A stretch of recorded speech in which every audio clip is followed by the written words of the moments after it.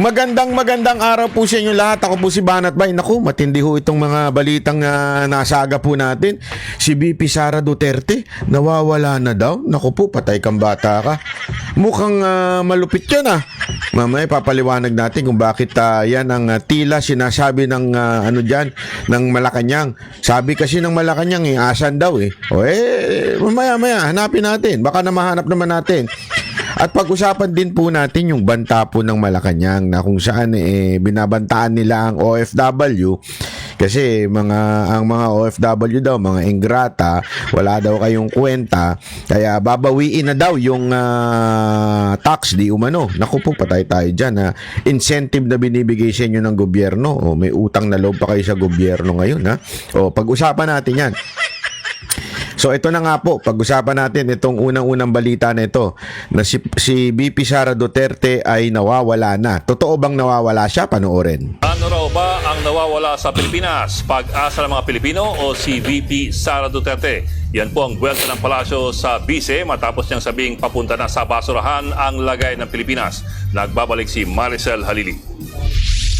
Lugmok na tayo sa kahirapan. It seems that we are working to go to the dumpster. No? As I said noon, we are on this road to perdition. Somehow, walang nakikitang hope yung mga tao dahil wala din silang nakikita mula sa Ang biradang ito ni Vice President Sara Duterte pinalaga ng palasyo. Naku! Nawawala ang pag-asa ng mga Pilipino. Hindi ba siya yung nawawala sa Pilipinas ngayon? December of 20... Sandali. Basta ang alam namin kung asan siya. Hindi ko lang alam sa'yo kung ba't di mo alam. Kasi nawawala daw siya sa Pilipinas. Obvious ba? Obvious ba, madam? Obvious ba, madam, na wala talaga siya sa Pilipinas? Tanga-tanga mo naman kung hahanapin mo siya sa Pilipinas. Kita mo na nga kaliwat kanan ng interview sa kanya sa Netherlands. Tapos sasabihin mong, nawawala siya sa Pilipinas? Tanga lang, te. Ako nagtatanong lamang po Ito tanong lang naman po to. Nakakatanga ho ba dyan sa Malacanang? Ano ho ba pagkain nyo dyan? Hindi, ako nagtatanong lang po Ano ho ba pagkain nyo dyan sa Malacanang? Pulburon? Kasi nakakatanga na. Hindi, nagtatanong lang naman po. Kasi pambira ka, sasabihin mong siya nga yung nawawala dito sa Pilipinas. Sabay, obvious ba? Wala. Obvious ba? Di ba binigyan nyo nga ng yan? Ng travel permit? Kasi ang mga opisyal ng gobyerno, yan binibigyan ng travel permit bago yan makalis. Actually, pagka ako, lalabas ako ng unang tanong sa akin hindi, walang biro. Mga immigration, unang tanong sa akin, nagtatrabaho po ba sa gobyerno? Sagot ko nga, mukha ba ako magnanakaw? Mukha ba ako magnanakaw? Ganun hindi. Biro lang. Hindi naman lahat. Hindi naman lahat na nagtatrabaho sa gobyerno magnanakaw. Karamihan lang nasa kamera. Yun ang katotohanan, di ba? So anyway, ito, tuloy natin. Sabi ni Palace Press Officer Undersecretary Claire Castro, baka mas lumala pa kung ang mga gaya raw ni VP Sara ang mamuno sa Pilipinas. Mas lumala. Talaga, grabe. Grabe, ma-recruit niya ito sa Banateros kasi yung style niya na biglang public official, instead na magbigay ng magagandang balita, ang ginagawa niya, tinotroll niya mga Duterte. Marcos, ako nagtatanong lang sa'yo, Mr. Marcos. Talaga bang mahinang nilalang ka? Kailangan mo pa ng isang babae para i-troll ang mga Duterte? Nag-hire ka ba ng isang attorney na vlogger para lang banata ng mga Duterte? Kasi parang gano'n na lumalabas ngayon kaya napapatunayan tuloy na isa kang mahinang nilalang. Nagtatago ka sa quote-unquote palda ni Claire. Hindi Hindi literal yun, pero sinasabi ko lang ewan ko di ba? Dami nga nagsasabi ang nagdidesisyon daw di umano yung asawa mo. Pati ba naman ng pagtatanggol sa iyo, babae pa rin. Talagang mahinang nilalang kanya, pagagayang ka. Alam mo yung hindi naman siya tayo pero alam naman natin yung may nakikita tayo sa mga labas-labas, di ba? Pag makikita natin, pag malakas ang dating ng asawa, yung maputak, mga ganun-ganun, maputak sa mga tao, Ay, di, marami tayong makikita yun sa publiko eh. Yung bida-bida yung asawang, papansinin mo yung asawa nilang lalaki na nanahimik lang sa isang tabi. Parang hiyang-hiya doon sa asawa nilang madaldal na feeling entitled. Di, may mga ganyan eh. Dami ko nakikita niyan sa mall eh. Yung asawa nilang babae, bida-bida. Lahat inaaway, lahat ng para bagang lahat kailangan siyang pagsilbihan mula sa waiter, mula sa sales lady, kailangan siyang pagsilbihan. Pag hindi siya pinagsilbihan, magagalit siya. So ang ingay niya, putak siya ng putak. May mga gayan eh, di ba? May mga gayang mga nanay. Oh, galit na galit. Feeling entitled, akala mo binili na nila yung mall, pati security guard kumakatabig. Talagang galit sila. Tapos yung asawang lalaki nandun sa tabi na sa corner, parang hiyang-hiya siya. Para bagang hindi niya kaya magsalita kasi yun nga, pag may mga ganyan, mahinang nila lang ang tawag dyan. Di nila kayang kontrolin yung bunganga ng asawa nila. Kasi mga bunganga ng mga asawa minsan, nager yan eh, gumagana yan, talagang ano, oh, totoo.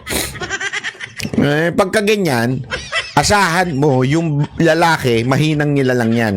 Ha? Pag under desire ang lalaki, gayaan ng babae. Para tuloy ganyan ang lumalabas sa Malacanang ngayon. Ha? Tila under desire na nga dun sa asawa. Ha? Sabi nung iba, allegedly, under desire ka daw nung asawa mong yung nawawala, si Lisa. Sabi kasi nila, nawawala daw eh. Hindi ko rin alam bakit nila hinahanapin eh. Hindi kasi alam mo, mga kababayan, alam mo ba may dalawang bagay lang na makaka-solve ng problema ng bayan natin? Dalawang bagay lang. Dalawang bagay lang. Gusto mo ma-solve ang problema ng bayan natin sa lahat ng bangayan? Dalawang bagay lang. Una, ilabas nyo si Lisa Marcos. Bakit ilabas? Hindi kasi ang dami kong nakikita. Pag ako talaga ha, hindi ako masyadong ano dun sa asawa. Kasi alam ko na yung asawa eh. Wala akong pakialam dun sa asawa. Kasi pag balibaligtarin mo, lagi nilang sinisisi yung asawa, si Lisa Marcos. Okay ako doon, sige, sisihin nyo. Pero akin, ito kasi yung take ko dyan. Kahit malakas ang personalidad ng asawa, kung mahina yung lalaki, mahina talaga. So wag mong sisihin yung asawa. Kasi ang babae, may tendency, wag ko kayo magagalit, pasintabi na ako sa mga nanay dyan, ha? Mahal ko mga nanay, mga lola, mahal na mahal ko yan. Pero pasintabi na, minsan talaga ang babae, maganon, madakdak, maputak, basta. Sa Pilipinas talaga, ganun eh. Sa Japan kasi hindi eh. Sa Japan kasi baligtad talaga eh. Babae medyo, ano lang sila eh, mga tahimik yan, masunuri sa lalaki yan eh. Sa Pilipinas, ang iingay talaga ng mga marami sa mga kababaihan. Talaga sila nagdidesisyon sa buhay ng pamilya. Hindi na sila ang ilaw ng tahanan. Sila na ang speaker ng tahanan. Oh. Alam mo ang problema? Hindi si babae. Ang problema dyan si lalaki. Hindi kayang kontrolin ng lalaki yung asawa niya. That's the problem. Kaya yan ang lagi kong ano eh. Marami sa atin na nagagalit kay Lisa Marcos. Okay, sige, magalit kayo. Walang problema sa kanya. Wala akong pakialam dyan. Pero kung ang lalaki ay magaling magkontrol, kaya niyang patahimikin, kaya niyang kontrolin yung asawa niya. Halimbawa, si Rodrigo Roa Duterte. Kita ninyo kung gaano katapang si Anilet? Ang tapang ni Anilet. Don't tell me, hindi rin matapang yung nanay ni Sara Duterte. Isa ding matapang yun. Itsura pa lang. Mukhang Espanyol na dati yan eh. Pero ano daw eh, German daw yun eh. Di ba? So ibig sabihin, matatapang yung mga yun. Nakita naman natin si Hanilit kung gaano katapang. Kaya nga naman na ni Kitty. Pero bakit sila hindi malakas ang personalidad sa publiko? Pansinin ninyo.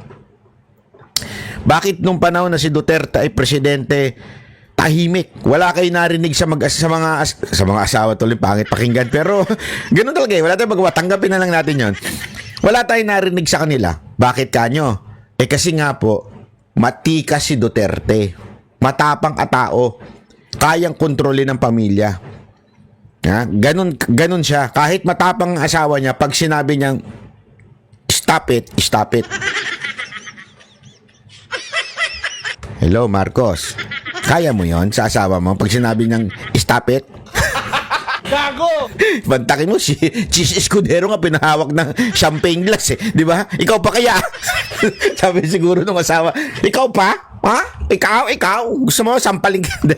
Walang gano'n. Na-imagine ko lang. Kunwari. Halimbawa, imagination lang naman ho ito. Katang-isip lamang. Kunwari, mga kababayan, si Marco sabi ni Banat Bay, kailangan ko daw maging strong, maging matikas. Ha? Kaya ikaw, huwag ka magdidesisyon sa buhay ko. Ha? Ganon? Sige, sampak! Ganon. Gagano mukha siguro ni Marcos. Hindi na mabiro ito. Ito si Banat Bay kasi gago eh. Hindi na mabiro ito si Lisa. Hindi. Imagination ko lang naman po yan. Naikwento-kwento lang yan. Walang ganyan naganap. Ha? Baka sabihin na naman yung fake news ka, Banat Bay. Hindi, walang ganyan naganap. Kahit may balitang sinapak siya, walang ganon. Walang ganong naganap, okay? Baka sabihin na naman nila, asan na ebidensya mo? Wala ka naman ebidensya. Hindi ko nga sure eh. Basta may nakita lang ako, hindi ko sure kung totoo yun, ha? Ngayon pa man, mga kababayan, dito sa pagka-hire kay Claire Castro, the USEC, dito, yung pagiging balakatak ng bunganga niya, yung pagiging palingkera niya, alam mo, hindi maganda tignan. Parang ang lumalabas, kumuha ng attack dog tong presidente dahil mahina siya. Kumuha siya, at hindi niya kaya kasi makipagbangayan sa mga Duterte.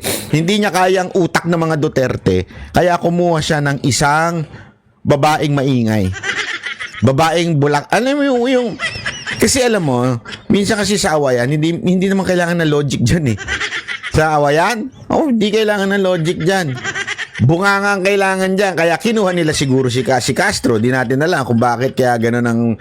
Tignan nyo yung mga hirit niya dito, ha? Hindi ba mas magiging mapupunta tayo sa dumpster kung ang magiging pangulo natin ay ang mga katulad nila VP Sara? Tingnan mo, ha? Ang tanong sa kanya, anong komento mo? Tingnan mo kung gaano ka yung utak nito, utak biya. Ha? Ang tanong sa kanya, ano masasabi mo sa komento na tayo ay dumadaos-dos na yung kasi yung parang summary ng sinabi ni VP Sara Duterte, 'di ba? Kaya nga merong God Save the Philippines. And he cites evidence. Halimbawa, yung pagtaas ng presyo, yung pagdating sa budget. Nag-cite po siya ng mga ebidensya ng mga tinakil niya yan. Kaya ang sabi niya, di ba, kaya nga sabi niya doon sa speech niya, like, doon sa sinabi ko nung nakaraan na God Save the Philippines, kasi nga ho, kaya pabagsak na ho tayo. Makikita ho natin yan, kaliwat kanang nakawan. Ngayon, meron na namang bagong laglag bala dyan sa airport. So, kaliwat kanan ng pagbagsak ng, ng ating bansa. Yun yung punto. Anong sagot nito ni Claire? Hindi ba mas babagsak ang ating bansa kung siya ang umupo? Politiko ka, Claire? Politiko ka? Sana sinabi mo, ipagtanggol mo yung presidente mo. Hindi kasi ganito naman ang nangyayari sa ating bansa. Tumataas ang ganito, tumataas ang ganire. Mga ganito ang ito ang nangyayari. Ito mga good news. Siguro, maaring hindi lang nakikita ni... Dapat ako na lang spokesperson anak ng wewe, di ka marunong. Hindi, dapat ganun eh. That's how to defend or that's how you somehow debunk yung sinabi ni VP Sara Duterte by saying, di ba ho, ito yung mga nangyayaring proyekto, ito po yung mga natapos natin, at ito po ang ginawa ng presidente, ito po yung kanya mga bagong binuksang proyekto ngayon, tinapos na proyekto mula nung ganito, at ito, hindi po ba nasa tingin ninyo na pag siya ang naging presidente, mas lalong babagsak ang Pilipinas? Tanga ka lang, hindi ako nagtatanong ha, tanga ka ba? Hanggang ganyan lang ang kaya ng utak mo? Hawakan mo nga tenga, hawakan mo nga tenga, sige nga, hawakan mo yung tenga, ganon? Hindi po ba dapat sana magbigay kayo ng dahilan kung bakit hindi totoo yung sinasabi ni VP Sara Duterte? Kung siya umupo, wala din yan, bagsak din yan. Mas bagsak pa yan pag siya daw po. Alam mo yung utak mo, sorry pasensya ka na. Ito yung opinion ko lang to Yung utak mo parang nabubulok na ho dyan sa loob ng Malacanang. Ano ba ang usok dyan? Ano ba simoy ng hangin dyan? Hindi ako nagtatanong lang, ano ba simoy ng hangin dyan? Kasi maaaring maraming simoy ng hangin na nakakabagal ng utak. Oh, di ba? Di ba? Oh, marami diyan sa Amsterdam, marami nun eh. Tsaka sa ibang bansa sa Amerika, yung usok na yun, pagka nalanghap mo yung babagal utak mo eh. Hihina utak mo eh. Di ba? Hindi ko alam kung ganyan ba yung usok na o yung hangin na umiikot dyan sa loob ng Malacanang. Na inuuna pang magpunta sa abroad, magsilbi sa isang tao. Marami pa rin pong Pilipino Inuuna na naman sa bago. Ito na naman yung mali niyang konsepto na inuuna daw ba yung pagsilbi sa isang tao. Ate, ayoko talaga magmura pero napapamura pa ako eh. Shh. Magbasa ka nga ng konstitusyon natin. Ano ho ba ang papel ng isang vice president? Siya ho bang mamumuno? Hindi ko magets eh. Ano ho ba ang trabaho ng isang vice president? Kailangan may mga proyekto siya? Kailangan maggupit-gupit din siya ng mga ribbon? Kailangan mag-ano-ano siya? Yun po ba ang trabaho ng isang vice president? Di ba po ang trabaho ng ang vice president, it's to make sure na she is or he is healthy, capable, protected, secured, so that whatever happened to the president, ready siya. O kaya naman, while sitting down sa opisina, mag-aral siya para pag nawala ang presidente, sana, hindi, parang ganun, pag nawala, di ba? Pwede siyang pumalit at handa siyang pumalit. Yun ang trabaho ng vice president. Hindi ho yung sinasabi ninyo na parang tilang gusto nyong pagtrabahuhin siya. Nagagawin niya dyan sa Pilipinas. Tsaka sa bagay, yung gobyerno ninyo ang illegally nag-tawag dito, nag-extra, sabi nga extrajudicial lang pagdala sa dahig. So, siyempre, kailangan naman niyang tulungan din yung tatay niya. Ano ba? Kamusta ba ang relasyon niyo ng tatay mo? Hindi, ako, Claire Castro, nagtatanong lang ha. Ba't parang wala kang puso sa tatay? Kamusta ba ang relasyon niyo ng tatay niyo? Kasi para bagang para bang, ewan ko sa iyo, parang baliwala sa tatay mo eh. By saying na, di ba, dapat hindi siya nagsisilbi doon, kita mo na nga yung nangyari, ginawa ninyo sa tatay niya eh. Tapos ganyan pa reaction mo. Kamusta ang relasyon mo sa tatay mo, Ning? Anong sa tingin mo relasyon nyo? Kaya baka ganyan ka? na umaasa sa kanya bilang vice-presidente.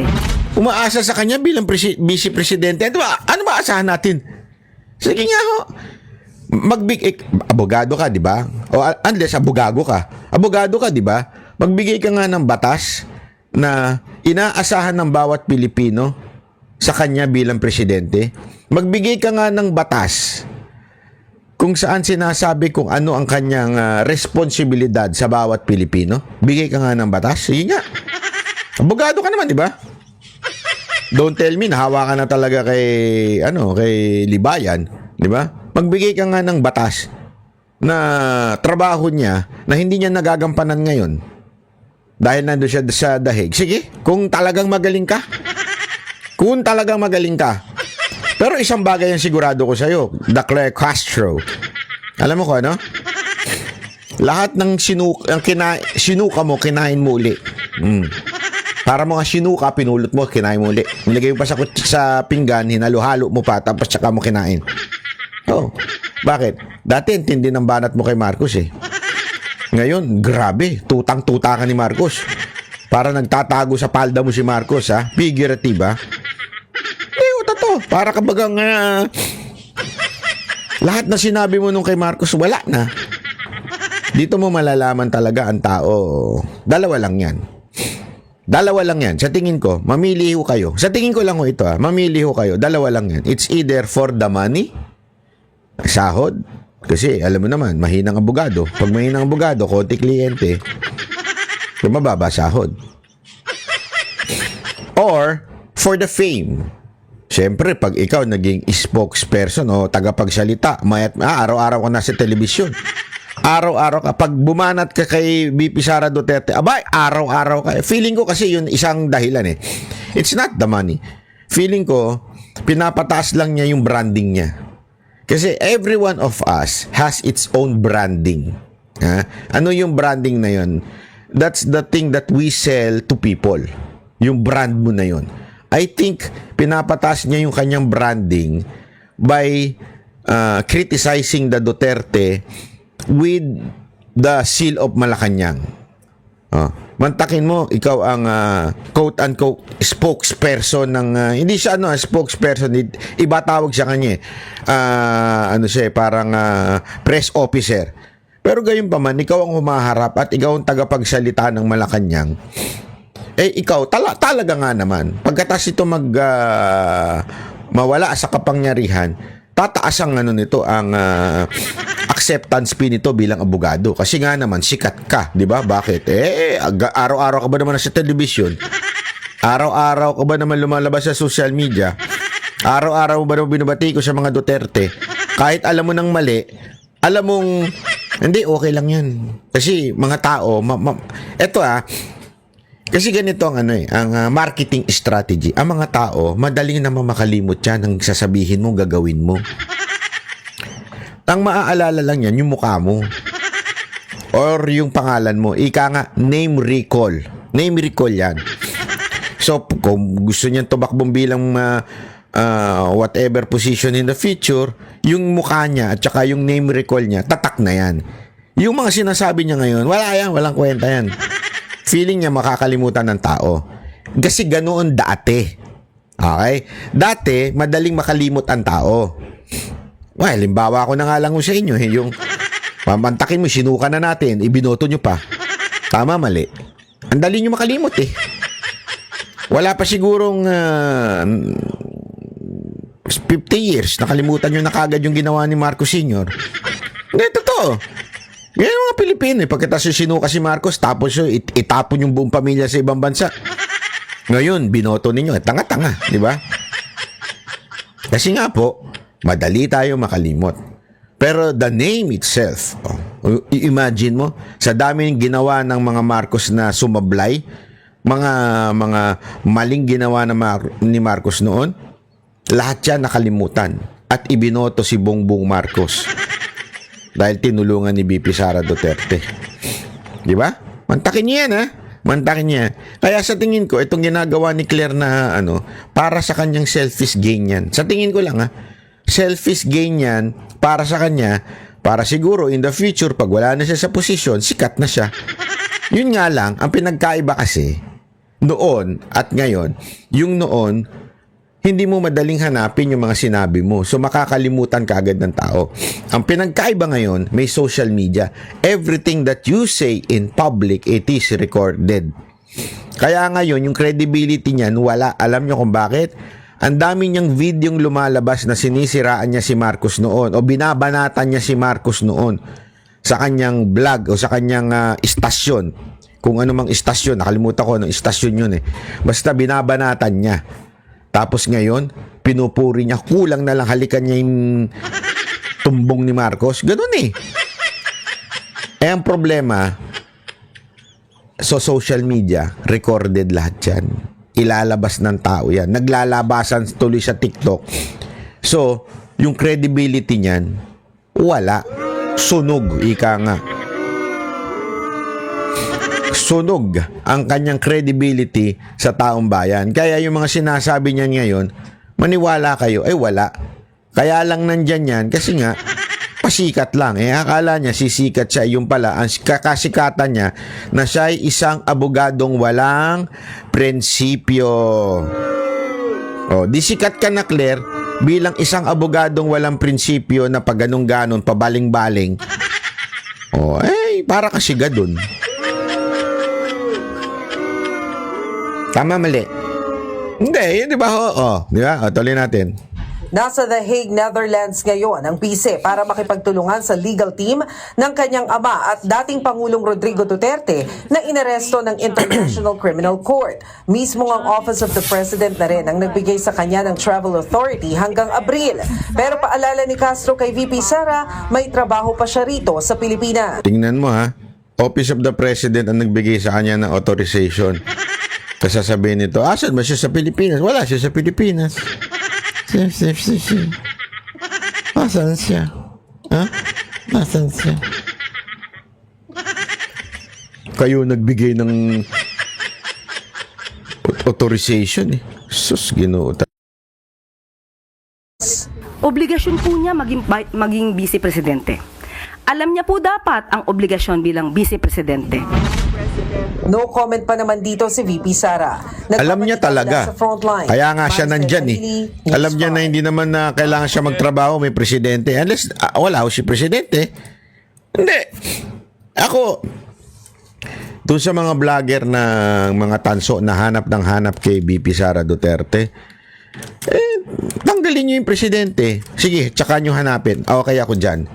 Di ba? Parang sa akin, tanggalin niyo muna yung presidente, tsaka niyo hanapin. Kung nandiyan ang presidente, hindi niyo kailangan hanapin ng vice president.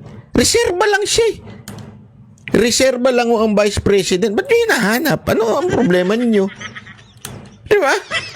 Hindi ko mag-gets eh. Bakit niyo hanapin ng isang taong reserba lang? Di ba? Alam mo, simpleng-simple mga kababayan. Marami sa inyo may kotse. O kaya motor. Halimbawa lang, may spare tire ka. Spare tire ang vice president eh. May spare tire ka. Hahanapin mo ba yung spare tire mo habang yung gulong mo ayos naman? Unless hindi ayos yung gulong mo. Unless butas yan. Unless hindi na mapapavulcanize yan, hindi na maayos yan, unless sumabog yan. Ay, sabog. Hindi. Sumabog. Iba yung sabog sa sumabog. Ha? Linawin ko lang. Iba yung sabog sa sumabog. Hindi ba ho? Unless ho, sumabog yung gulong. Pangit talaga pakinggan, sumabog. Hindi, di ba? Tama naman. Sumasabog kasi yung gulong. Minsan, lalo na ho sa mga motor. Pag sumabog ang gulong, tsaka ka lang ngayon, hahanapin mo spare tire. Asa na yung spare tire natin? Nilagay natin, kabit natin. Ganon. Hindi ka maghanap ng spare tire kung hindi pa sabog yung gulong. Wala akong sinabi Ang pinag-usapan natin ito, gulong. Hindi ko sinasabi yung presidente ang sabog. Ang sinasabi ko yung gulong ang sabog. Pag sabog ang gulong, talagang hanapin mo yung vice president. Anak kayo ng wedding, Ano ba namang analogy mo, Banat Bay? Hindi. Kasi yung mga kababayan, ewan ko, eto talagang si Troll Castro. Dapat dito, Troll Castro na lang ang ilagay dyan eh. Hinire talaga para maging troll lang ng mga Duterte, no? Walang ginawa ko, hindi mag-troll sa Duterte. Bigyan mo ng dahilan ang taong bayan na mahalin ng presidente. Huwag mong banatan ng mga Duterte. It's not helping the government. Kasi sinasabi mo, nag-react ka din, sinasabi mo na dapat si VP Sara Duterte hindi nagsasabi na you have the right to hate the government. Parang ganyan, di ba? Yan ang sinasabi mo. Alam mo, you are the one giving people the reason to hate the government. Kaya nga, I think, Marcos, you should fire this girl. You should fire this person. Kasi the more she opens her mouth, the more na nagagalit ang tao sa'yo.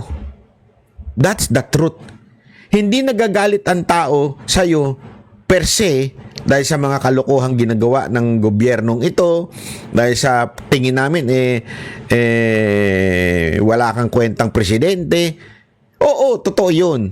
Pero nagagalit pa, umaapoy pa, ika nga, yung galit dahil sa mga sagot nitong spokesperson mo. Yan ang totoo. Alam mo, Miss Lisa, alam ko may say ka naman sa mga appointment. Lalong nagagalit ang taong bayan sa asawa mo, tsaka sa'yo na rin. Dahil sa bibig nitong Castro na to. Hindi, pero sa akin, maganda yan. Kasi meron akong topic. Kasi si Claire Castro, madaling topic yan, madaling i-debunk yan. Yung mga sinasabi niya, ewan ko, parang hindi argumento ng isang abogado. Parang, eto yung, feeling ko lang naman parang yung sinasabi niya, argumento ng mga grade 5 yung mga ganun. Yung mga pikon, Kontakin mo sabihin ni BP Sara Duterte, dumadaos-dos ang Pilipinas. Nagbigay siya ng mga halimbawa yung PhilHealth, yung budget, yung kahirapan, yung pagtaas ng presyo. Yan ang nangyayari sa bayan Tapos mantakin mo, biglang ang ihirit kung ikaw, baka lalong bumagsak kung ikaw. Anong klaseng... Ewan ko ba, anong klaseng abogado yung ganyan magsalita? Baka ikaw. Hindi dinibang baka ikaw. Pag ikaw ang namuno, walang mangyayari sa Pilipinas. Ay, abogado. Ewan ko sa'yo, Day. Ano nangyayari sa'yo, Day? Anyway, may isa pang issue ngayon. Yung issue naman ng OFW na yung patungkol sa zero remittance starting March 28 and I think to April 4. I think 1 week yun Yun yung idea. Actually, ito yung idea lang naman doon sa Croatia ba yun? Something like that, yung mga maisog doon. But eventually, parang lahat ng OFW, they are united na gawin ito. Oo. Ako nagulat ako kasi the idea, it did not came from sa aming mga vloggers Walang-wala. Sa tingin ko kaming Banateros, I can say na hindi sa amin nanggaling yung idea na yan. Kasi hindi namin pwedeng hindi namin pwedeng i-advocate yan kasi hindi naman kami OFW, yung kapal naman ng mukha namin. Huwag tayo magpadala. Hindi naman kami maapektuhan, di ba? Nagigets nyo kasi wala naman kaming kamag-anak na papadala kasi magkakasama naman kami ng kamag-anak dito sa Pilipinas. So wala kaming dahilan para i-advocate at ang kapal naman ng mukha namin. Kasi hindi pwedeng i-advocate siya ng mga taga-Pilipinas. 'Di ba? Kasi unang sagot 'yan. Anong K mo sabihin 'yan? So hindi namin sasabihin 'yan. Pero ang nangyari diyan, halos lahat ng OFW nakikita ko nagpo-post kasi syempre nagpupunta rin po tayo sa Japan, Hong Kong, sa US din. Nakikita natin at may mga kaibigan din ako sa Europa, sa UK na mga OFW na dating nag-Marcos, gayon bumalik na kay Duterte. Dati minumura pa ako. Galit na galit kay Banat Bay. Banat Bay, ano ka na ngayon? Hindi ka Duterte. Hindi ka sumusunod kay Sara Duterte. Gumaganon-ganon pa sila sa akin dati. Galit na galit. Galit siya lang sa... Bakit ka dyan kay Isko? Bakit hindi kay Duterte? Di ba si Sara Duterte na kay Bongbong Marcos? Ganon. Galit na galit sa akin. Kahit yung mga kaibigan ko na mga OFW. Hindi kasi ang dami ko naging kaibigan na OFW. Hello po sa inyo lahat. Kilala nyo kung sino kayo. Pinuntahan pa namin kayo. Nung panahon ni Pangulong Duterte, magkakasama tayo. Tapos noong 2022, inaway nyo ko. Sinabi nyo, ba't di ka di ba? Ngayon, todo-todo na naman kayo. Pa-disco-disco na naman kayo na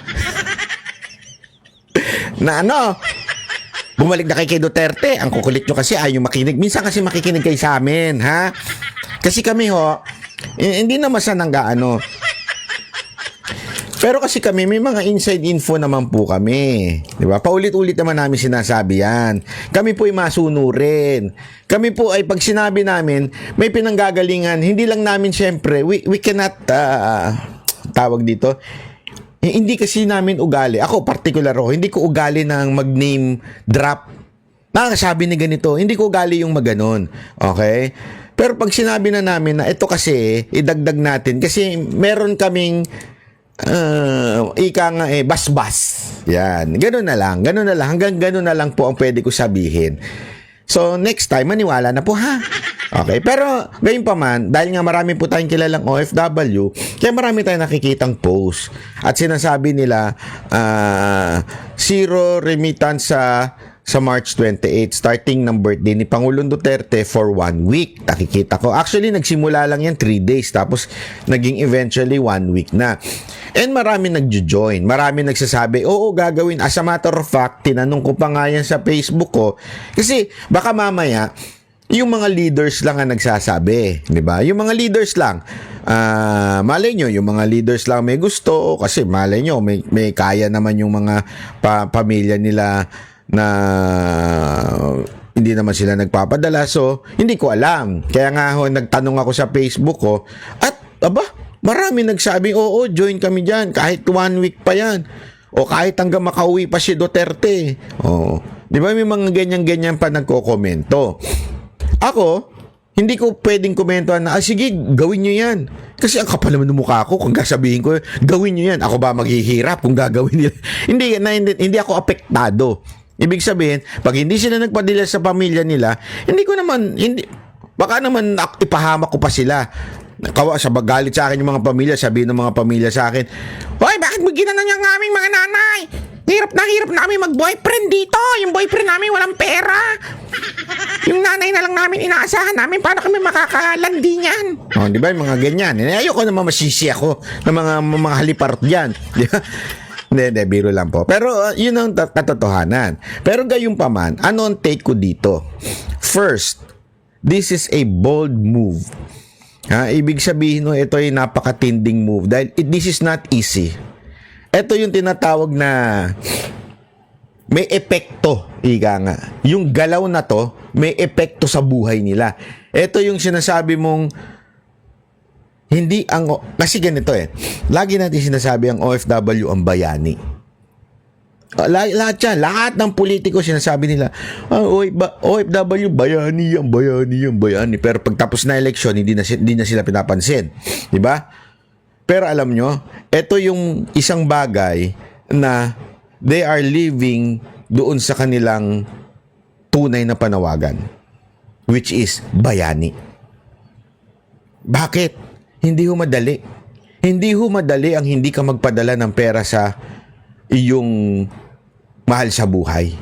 Lalo na pag may pangangailangan at ang mahal-mahal pa ng bilihin sa Pilipinas. Sabi nga nung isang nakita ko, baka mas mauna pang maging 20 pesos ang shabu kesa sa bigas.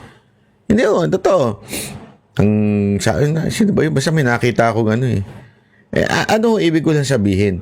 This is really a sacrifice sa OFW. Kaya hanga ako sa mga gagawa niyan. Hanga ako. I'm not going to encourage them to do it because ang kapal ng mukha ko kung sasabihin ko sa inyong gawin nyo yan. Ang kapal ng mukha ko kasi hindi man ako apektado. Pero yun sa mga gagawa, hanga ako sa inyo. Antindi ng pagmamahal nyo sa bayan natin. Antindi ng sakripisyo yan Ang lupit nyo, kaya tama talaga yung sinasabi nilang kayo ang bayani. Kasi alam nyo, kami, yung mga nasa Pilipinas, kahit yung kami mga vlogger, hanggang, ganito. Although we receive persecution from our government, pero gayon pa man, kayo, ang saya nyo na Alam ko yan. Ang dami kong kaibigan, lalo na sa Japan po. Dami kong kaibigan sa Japan na ang sarap na ng buhay nila Oo, mahirap, nagtatrabaho, pero at least, nakikita mo yung pinagtatrabahuhan mo. Kasi, sa Pilipinas, kayod ka ng kayod, pero parang yung pera mo, yung sahod mo, dadaan sa'yo, tapos ayan na, lahat ng bill, lipat na, wala na matitira sa'yo. Kulang pa nga minsan, nangungutang ka pa nga di ba? Shout out para sa may mga utang sa akin, ina nyo. Di ba? Totoo, ganun, di ba? Sa ibang bansa magpaka-hard worker ka lang, magpaka-hardworking ka lang, magpaka-sipag ka lang, ika nga, mabubuhay ka ng maayos. Komportableng buhay. Dito, kahit anong sipag mo, para kang kumakayod ng isang kahig, isang tuka. That's the truth sa Pilipinas. Sa ibang bansa, ayos na buhay nyo Ayos na buhay nyo, maligaya na kayo, may healthcare na kayo, yung gobyerno nyo, maayos ang trato sa inyo, safety ninyo, maayos kayo, pero napili nyong magsakripisyo sa pamamagitan ng hindi pagpapadala. Tapos, para lang sa ating bayan. It's an effort. Kaya palakpakan natin. Hanga ako sa inyo. Sa mga nag-isip niyan, hanga ako sa inyo. I admire your attitude or for your love sa ating country. Hanga ako sa inyo. Pero hindi ko alam kung kailan nyo gagawin yan. Ha? Hindi talaga ako. Hindi ako parte ng nakikita ko lang yan. Pero gayon pa man, mag-iingat kayo. Ha? Bakit? Binabantaan kayo ng gobyerno. Ang kapal din ng lintik na gobyerno to, no? Feeling nila, hawak nila ang OFW, no? Mga feeling nyo talaga, no? Kayo mga nasa gobyerno, may utang na loob sa inyong taong ba?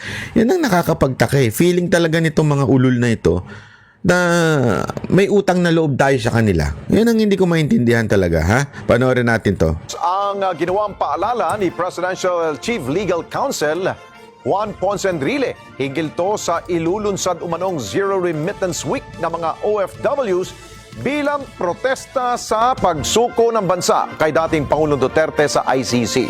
Una nang umapila si Enrile na pag-aralan munang mabuti ang gagawing hakbang ng mga overseas Filipino workers. Eden Santos sa balita.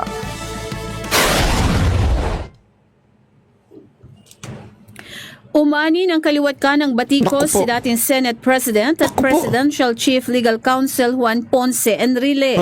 Yan ay matapos mag-post sa kanyang FB account si Enrile at pinaalalahanan ang sinumang nagpayo sa mga OFW na suspindihin ang pagpapadala nila ng pera sa Pilipinas. Inihayag nitong Lunes ng mga OFW sa iba't ibang bansa sa Europa ang 1-week zero remittance simula sa March 28 hanggang April 4 bilang protesta sa ginawang pagsuko ng Marcos administration kay dating Pangulong Rodrigo Duterte sa International Criminal Court. Sinabi ni Enrile na kung ang ganitong payo ay susundin ng ilang OFW ay baka gumanti ang Kongreso at kanselahin o suspindihin ang mga pribilehyo sa buwis ng mga OFW na susunod sa payo. Grabing pagbabanta yun, ha? Ang lupit ng pagbabanta yun. Pagka, baka kansilahin yung mga parang privilege. Tulad nung walang kakwenta-kwentang airport tax. Alam mo, sa totoo, ewan ko ha. Sa lahat ng napuntahan kong bansa, walang extra na airport tax. Hindi ko magets. Di ba dapat may tax ng sarili yan upon purchase mo ng ticket? Di ba kasi nagbabayad, una-una, bumili ka ng ticket. Yung airline, nagbayad ng tax yun. Nagbabayad ng parking, sa yung eroplano nila. Pagka nag-land yung eroplano nila, lahat binabayaran nila sa airport. And may tax yun. Ikaw, pag bumili ka ng ticket, nagpur-purchase ka, kinakargo rin sa iyo yung tax. Di ba? Pero bakit may sarili pang airport tax? Tapos, isipin mo sa buong mundo, ewan ko correct me if I'm wrong sa mga kababayan natin sa ibang mundo, wala akong alam na may airport tax. Tapos, tayo pa yung malakas mag-gano ng airport tax sa kabila ng tayo ang isa sa pinakapangit na airport sa buong mundo. Asan yung airport tax? Tapos ngayon, meron kayong kasi ang mga OFW libre. Alam ko libre yan Libre ang OFW sa airport tax parang ganyan. So parang isa yan daw sa mga pribilehiyong posibleng bawiin ng Kongreso pag tinuloy nyo tong no remittance day. Ang gago rin no? Ang gago rin Ilang masasabi ko, ang gago rin talaga tuloy.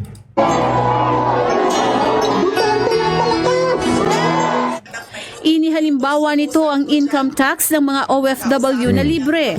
Hindi rin sila nagbabayad ng travel taxes, airport fees, exempted din ang mga OFW mula sa mga documentary stamp tax sa kanilang mga remittance at sa pag-file ng income tax returns. Bukod dito, kailangan din nilang magkaroon ng mga passport para makapagtrabaho bilang OFW. Pati ba yung passport pinambablackmail na? Gawin niyo yan, kakalsinahin namin yung passport.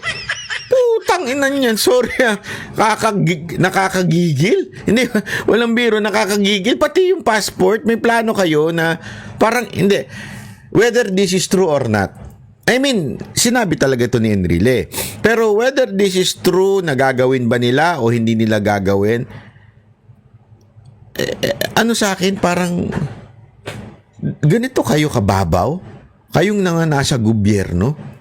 Ganito kayo, kasi sa akin, ito lang dapat kayo mga nasa gobyerno, ang asal ninyo bilang ama ng bayan na to. You are the one na binigyan ng mandato ng bawat Pilipino na na pangalagaan ang kapakanan ng bawat citizen nito, itong bansang to. Sa madaling salita, para kayong tatay, dapat.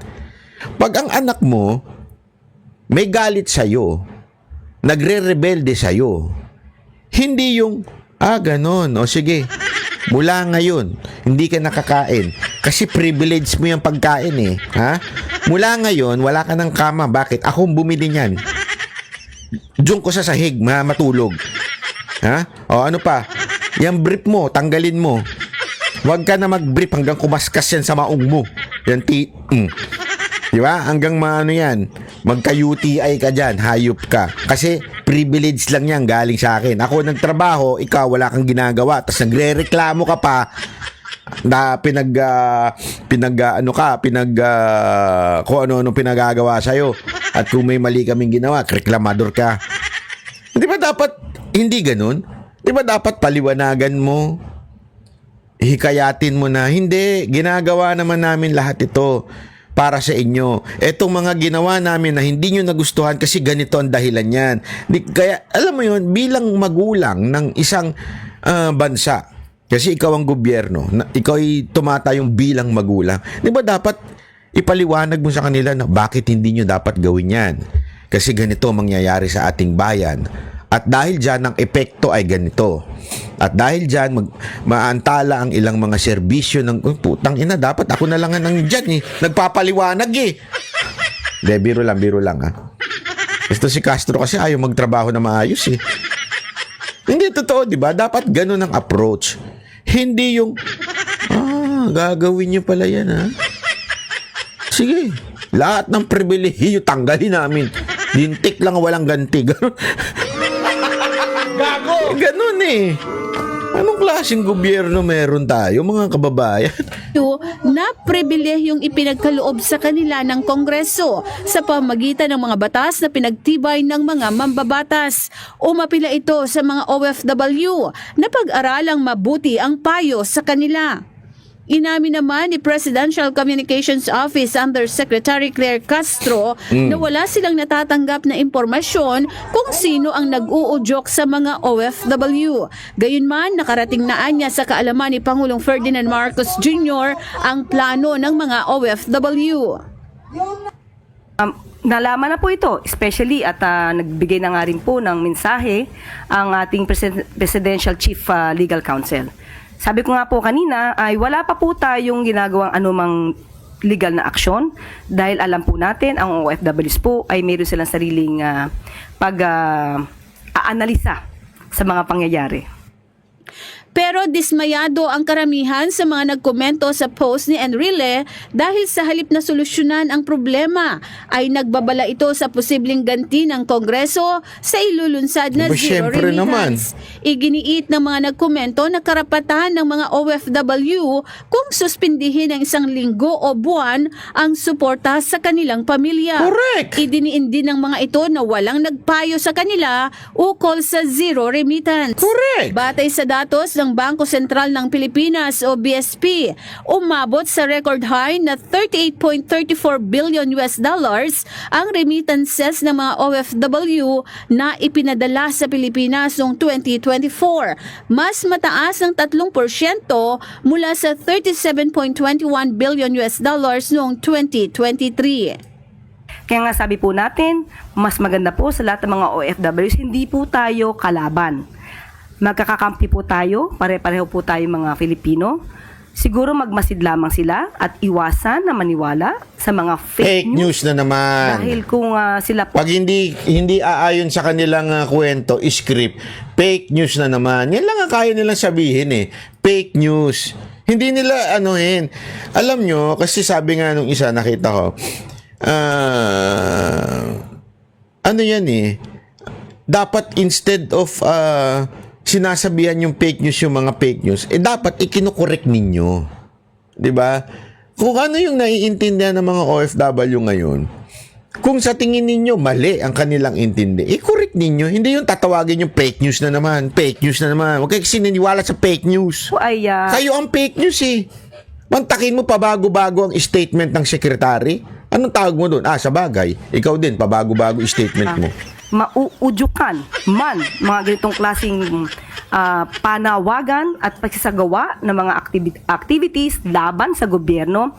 Hindi lamang po ang gobyerno ang maapektuhan, kundi mismo ang kanilang pamilya. Eden Santos para sa Mata ng Agila. Matatag, matapang. Motodo! sorry naman. Joke lang. Anyway, ayan na nga po mga kababayan. Ako, may tatanong ako sa inyo mga OFW. Gagawin niyo po ba ito? Gagawin niyo po ba ang hindi pagbibigay ng remittance sa March 28 until 1 week? Second question, kung gagawin niyo po ba ito, ano hong dahilan? Para lang tayo nagkakaintindihan. Para ho lang tayo mas alam ninyo kung bakit nyo ginagawa. Kayo po ba gumagawa nito dahil nakikiuso? O dahil gusto ninyong iparamdam sa gobyerno na mali sila at kailangan kayong pakinggan? Gagawin nyo po ba ito dahil sa nakikita nyo na ang pagiging abusado ng gobyerno at hindi na kayo pinagsisilbihan? Ang pinagsisilbihan na lang ay yung mga politiko? Yan po ba ang dahilan ninyo? Kayo ang sumagot. Kasi before you do anything, it is not for me to encourage you or to discourage you. Kasi pera nyo yan. Pera nyo yan, hindi ko pera yan. Ngayon, kung gagawin nyo yan, dapat galing sa puso. Dapat alam ninyo ang dahilan kung bakit ninyo gagawin yan. Napaka-importante po niyan. Dahil sa mga mangyayari, meron talaga masasaktan. Masasaktan ang pamilya ninyo. At the same time, aaray ang gobyerno dito. Sa tingin nyo ba, panahon na para iparamdam sa kanila yung kayo ang nasasaktan sa kanilang ginagawa? Tingin nyo po ba panahon na kayo po ay gumanti sa mga katarantaduhang ginagawa ng gobyerno? Kayo lang ho makakapagsabi po niyan, hindi po ako. Kayo lang mang po, hindi po ako. So, kung kayo po ay gagawa niyan, comment nyo dyan. Pangalawa, pagka-comment nyo, i-share nyo na rin tong video na ito para mas kumalat pa po. Salamat po. Ako po si Banat Bay. Yan ang Banateros, boses ng ordinaryo Pilipino. Banateros ay walang